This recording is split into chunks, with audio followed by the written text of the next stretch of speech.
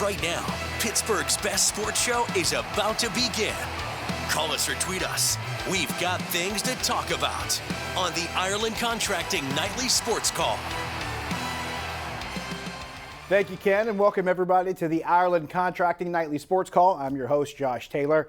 Not a lot to talk about here on a Friday evening. We'll hear more from Ken in maybe 20 minutes or so later on in the show. But before we get back to Ken, we got a lot to talk about. We got Steelers, of course, playing Miami Sunday night down in Miami, facing the Dolphins on Sunday Night Football. Got Pitt in Louisville tomorrow. Got Penn State in Minnesota tomorrow in a whiteout game. Want to point that out. That's a big one tomorrow as James Franklin and the Nittany Lions host P.J. Fleck and the Golden Gophers at Beaver Stadium tomorrow night. So some pretty interesting college football games on top as well. Penn's on the road tomorrow night in Columbus. They start a 5-game road trip. They will go to Columbus tomorrow night. Then next week, Edmonton, Calgary, Edmonton, Calgary, Vancouver, and Seattle. So a nice little western road swing there after they face the Blue Jackets tomorrow night in Columbus. And very interesting start to the season for the Penguins. 3 home games, 6 goals, 6 different goal scorers. They've been lights out at home for all intents and purposes.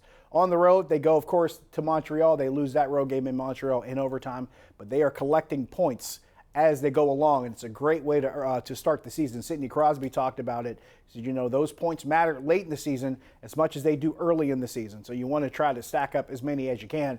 Interesting road trip coming up. This is a Columbus team that's not going to have as much scoring punch as they normally do. They're having some injury issues. Patrick Laine, of course, not 100% as well. Losing him was an issue for Columbus, so they may not have as much punch as you would expect them to have in the next couple of years. Columbus still trying to maybe reshuffle the deck, even though they brought in Johnny Gaudreau. There's going to be a lot of changes with that Columbus roster probably over the next couple of years.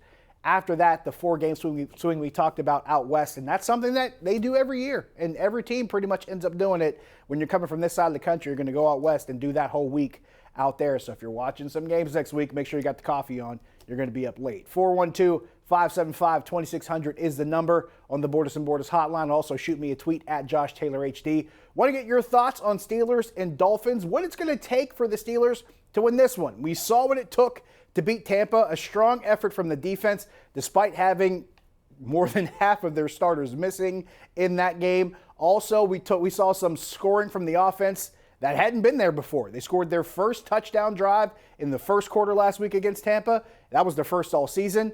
They hadn't had a fourth quarter touchdown drive all season either, and they did that last week too against Tampa. So we saw some scoring from the offense, opening a game strong, closing a game strong, not only with points, but having the ball in the final couple minutes of the game and possessing the ball in the final few minutes of the game. These are things we didn't see when they had a lead in the fourth quarter in week 1 against Cincinnati. They had the ball with less than 2 minutes left. It took 16 seconds off the clock, went 3 and out and punted it back. They had the ball with 3.5 minutes left against the Jets. They throw an interception.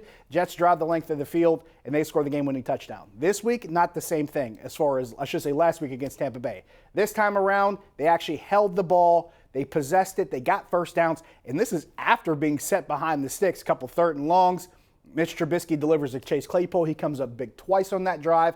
That allowed them to salt that game away. We hadn't seen that before, where the offense not only gets points in the fourth quarter, but they also close out games with the ball. You talk to any coach on any level, they will tell you, you want to be able to close the game out with the ball in your hands. They finally did that last week. As far as what I would like to see happen against Miami, I'd like to see a lot of the same things I saw last week against Tampa.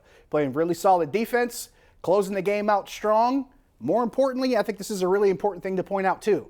Don't turn the ball over. They didn't turn the ball over against Tampa. I think that's really important. You hear a lot of coaches and analysts and former players tell you, best way to win ball games, play good defense, don't turn the ball over. You probably have a shot to win just about every game you play in. They did that last week against Tampa. I hope to see them do it this week again against Miami, especially with the Miami team. They're a little banged up too. They're still having some injury issues. The Steelers are at least coming off of them, which I think helps them a lot more. They've gotten away from that wave. They're now back on the upward swing of that wave as far as injuries go. But if they can do the small things they did against Tampa, play good defense, win on 3rd down, win in the red zone, don't turn the ball over, I like their chances against the Dolphins. 412-575-2600 is the number on the Borders and Borders hotline. Also, shoot me a tweet at Josh Taylor HD. We'll take a break here. When we come back, we have our GMC Sierra tweet of the night. Plus, we're reading your tweets and taking your calls. Stick around.